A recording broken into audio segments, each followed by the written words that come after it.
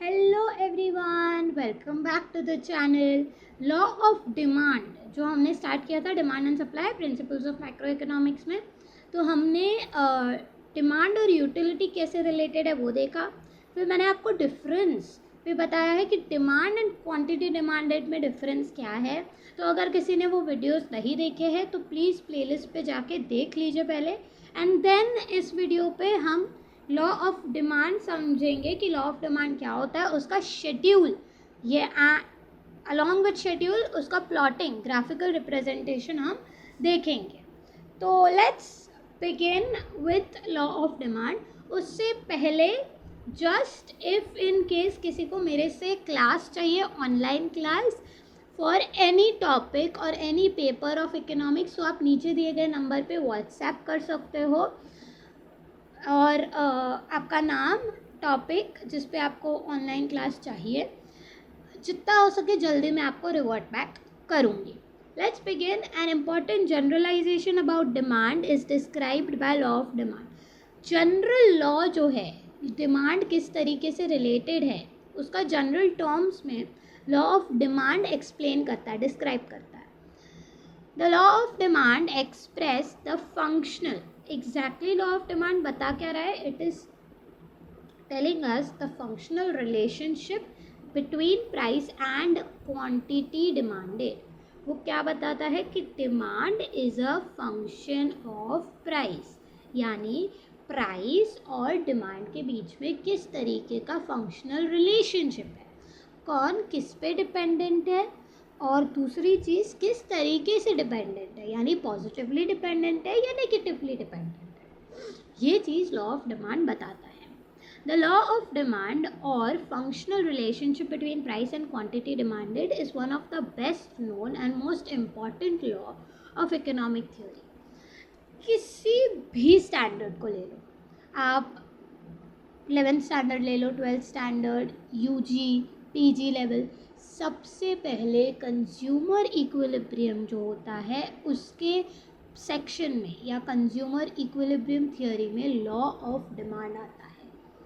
आप चाहे labour theory ले लो, उसमें भी डिमांड आता है कि लेबर डिमांड, अगेन आप कोई और चीज़ ले लो उसमें डिमांड आता है। तो डिमांड या लॉ ऑफ डिमांड इकोनॉमिक्स का वेरी वेरी इम्पॉर्टेंट टॉपिक है। According to law of demand exactly definition क्या है? According to law of demand, other things being equal, other things being equal यानी इनकम, जो दूसरी चीज़ें डिमांड को अफेक्ट करती हैं, इनकम हो गया, प्राइस रिलेटेड गुड्स का प्राइस हो गया, आपका टेस्ट हैबिट्स हो गया, वो अदर थिंग्स जो है वो सारे इक्वल रखें, वैसे ही रखें, उसमें कुछ चेंज नहीं आया है। If the price of a commodity falls, price कम हुआ, quantity demanded of it will rise, यानी if there is a reduction in price, quantity demanded of it will rise, and if the price of the commodity rises, quantity demanded will decline, यानी अगर price में increase हुआ तो quantity demanded जो है वो reduce हो जाएगा। तो ये इम्पॉर्टेंट लॉ ऑफ डेफिनेशन है। सिंपल लॉ ऑफ डेफिनेशन क्या लॉ ऑफ डिमांड क्या बोलता है? Law of demand is nothing but it is a functional relationship between price and quantity demanded, not demand, quantity demanded, मतलब उस price पे demand कितना होगा। and the actual definition, other things being equal, if the price of the commodity rises, quantity demanded falls and vice versa. Thus, according to the law of definition, law of demand, there is inverse relationship between price and quantity demanded. जैसे हमने देखा है inverse relationship है, एक चीज़ बढ़ती है दूसरी चीज़ कम होती है, and other things remaining the same. These other things, अभी other things remaining the same का मतलब क्या है? These other things which are assumed to be constant are taste preferences of the consumer, income, price of related goods, जो सारी चीज़ें demand को affect करती है अदर देन प्राइस, वो सारी चीज़ें कांस्टेंट रखी गई है. If these other factors which determine demand also undergo a change, अगर उनमें कुछ चेंज आता है then the inverse price demand relation may not hold. अगर उनमें कुछ चेंज आता है तो ऑब्वियसली डिमांड में चेंज आएगा. तो प्राइस और सिर्फ हमें जो प्राइस और डिमांड के बीच में रिलेशनशिप समझना है वो हम समझ नहीं पाएंगे. तो इसी वजह से हमें बाकी चीज़ों को कांस्टेंट रखना पड़ेगा ताकि हम इन दोनों के बीच में किस तरीके का इन्वर्स रिलेशनशिप है, किस तरीके का, यानी अगर प्राइस में 1 यूनिट से चेंज आता है तो क्वांटिटी डिमांडेड में कितने यूनिट से चेंज आ रहा है, वो अगर समझ रहा है तो हमें बाकी चीज़ें कांस्टेंट रखनी पड़ेगी. Thus, the constancy of these other things is an important qualification or assumption of law of demand. तो लॉ ऑफ डिमांड समझने से पहले इम्पॉर्टेंट थिंग ये है कि ये अजम्पशन आप ध्यान में रखो. अदर थिंग्स कांस्टेंट, अगर ये चीज़ नहीं होती है तो फिर लॉ ऑफ डिमांड यानी प्राइस और क्वांटिटी डिमांडेड के बीच में हम डिफरेंस नहीं समझ पाएंगे, डिफरेंस से रिलेशनशिप नहीं समझ पाएंगे. अब आते हैं demand schedule and demand curve. Schedule क्या होता है? टैबुलर फॉर्मेट, नाम सिर्फ दे दिया शेड्यूल. टेबल फॉर्म में आप दिखाते हो लॉ ऑफ डिमांड को, कर्व ग्राफिकल फॉर्म में दिखाते हो. The law of demand can be illustrated with a demand schedule and demand curve. A demand schedule is presented in table 5.1. ये 5.1 है. ये जो टेबल है this is showing you the entire law of demand in a tabular format. जैसे जैसे price कम हो रहा है एक एक यूनिट से, वैसे वैसे डिमांड बढ़ता जा रहा है. तो if price is reducing demand is increasing. It will be seen from demand schedule that when price of the commodity is 5 units, consumer purchases 2 units of commodity. When price of the commodity falls to 4, he purchases 3 units of commodity. Similarly, when price further falls, quantity demanded goes to 1. Goes on rising until the price is 1. The quantity demanded by him rises to 9 units. So this goes on, जैसे जैसे price कम होता जा रहा है वैसे वैसे quantity demanded बढ़ता जा रहा है until it reaches 1, तभी वो 9 यूनिट्स डिमांड कर. We can convert this demand schedule into demand curve by graphically plotting the various price quantity combination, and this can be seen. अब इसको प्लॉट कैसे करेंगे? आप सिंपली ग्राफ बनाओगे, यहाँ पे आप क्वांटिटी डिमांडेड लोगे एक्स एक्सिस पे, आप वाई एक्सिस पे प्राइस लोगे. अब प्लॉटिंग करोगे, यहाँ पे होगा 2, क्योंकि 2 4 के टर्म्स में 2 4 6 8 10, यहाँ पे 1 2 3 4 5, तो कॉम्बिनेशन 5 and 2 का कॉम्बिनेशन, तो उधर एक डॉट बनाओगे. देन यू हैव 4 and 3 का कॉम्बिनेशन, तो 4 मतलब price is 4 quantity is 3, price is 4 quantity is 3, तो somewhere in between 2 and 4. Price is 3 quantity is 4, price is 3 quantity is 4. यहाँ पे price is 2 quantity is 6, price is 2 quantity, ये price 2 quantity 6, यहाँ पे एक डॉट आएगा. 1 and 10, price is 1 quantity is 10, ये मिल गया. अब ज्वाइन करोगे आप, इस तरीके का आपका डिमांड कर्व बन गया. सिंपल. तो वही प्लॉट किया गया है in figure 5.1. Where along the x-axis quantity demanded is measured, along y-axis price of the commodity is measured. तो हमने वो दिखा दिया है कि x-axis पे quantity demanded है, y-axis पे price है. By plotting 2 units of commodity at price 5, we get a point A. तो उन्होंने यहाँ पे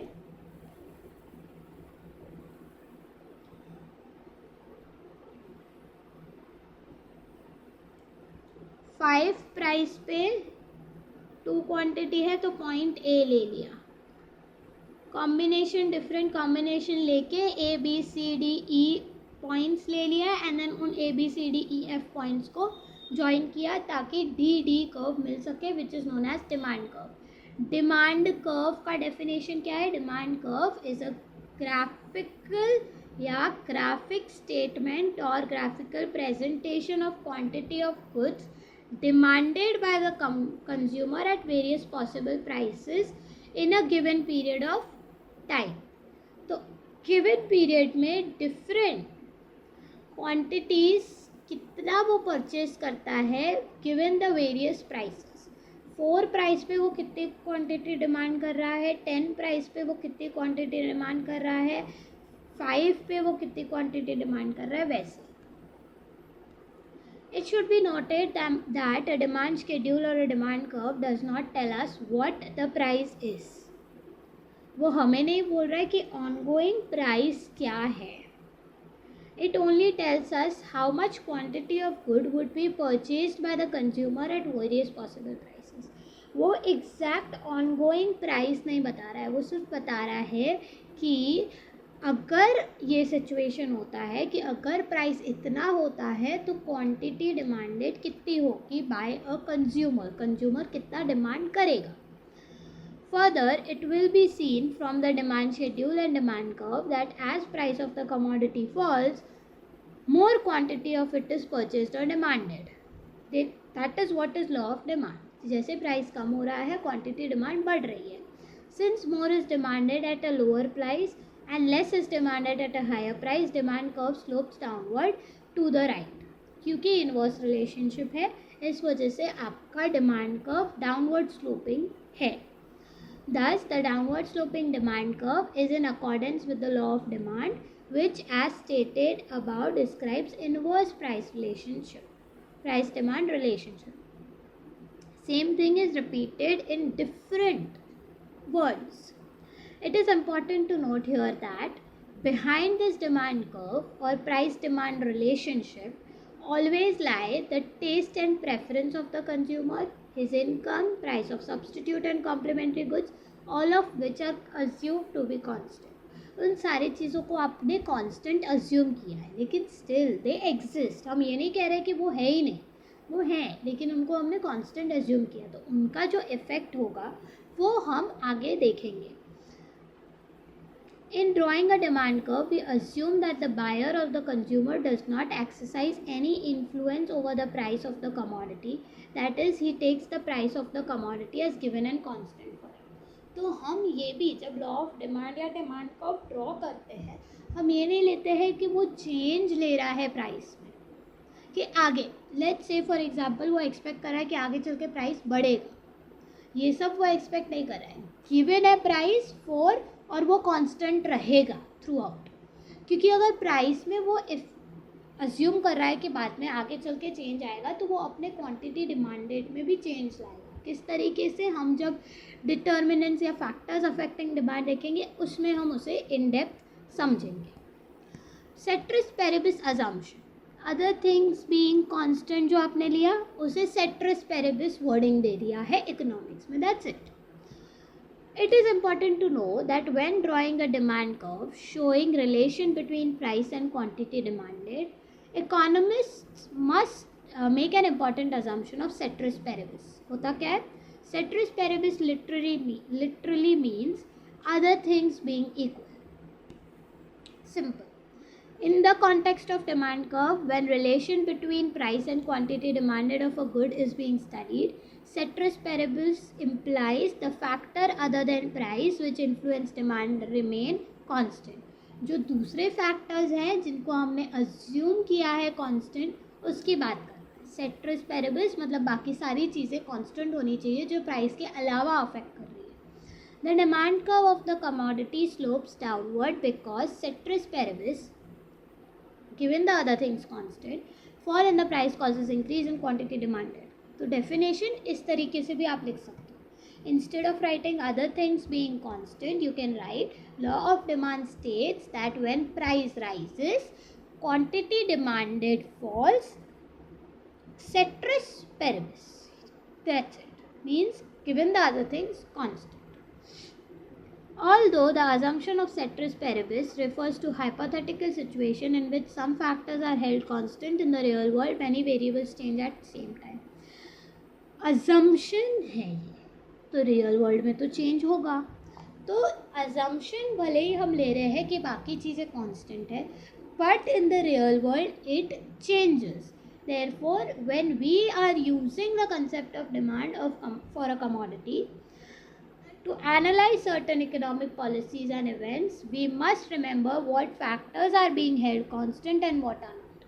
तो जब आप लॉ ऑफ डिमांड समझते हो रियल सिनेरियो में भी, तब आपको देखना है कि कौन से ऐसे फैक्टर्स हैं जिनको आपने कांस्टेंट लिया है और कौन से ऐसे फैक्टर्स हैं जो कांस्टेंट नहीं ले सकते हम और वो चेंजिंग है, वो आपको ध्यान में रखना है. डेरिवेशन ऑफ मार्केट डिमांड का हम नेक्स्ट वीडियो में करेंगे. Do like the video if you have understood law of demand बहुत अच्छे से. सेट्रस पेरेबिस का भी अजम्पशन अगर आपने समझ लिया है तो एक कमेंट कर दीजिए. आपका फीडबैक जो होता है, आपको सिर्फ एक सेंटेंस लिखना है, but it motivates me a lot कि येस मुझे ज़्यादा अफेक्ट करता है, क्योंकि मुझे पता चलता है कि येस मेरे दिमाग में जो है कि मैं आपको अच्छे से एक्सप्लेन कर पाऊँ कोई टॉपिक, वो आप तक पहुँच रहा है. Do share it with your friends and classmates. बहुत कम लोग शेयर कर रहे हैं, तो please do share it. And बहुत ही कम लोग सब्सक्राइब कर रहे हैं. ऑलमोस्ट 80% ऑफ पीपल जो वीडियोस देख रहे हैं, they are not subscribing. So please एक सब्सक्राइब कर दो, मोटिवेशन मिलेगा हमें. And do keep watching the journey of understanding economics. Thank you.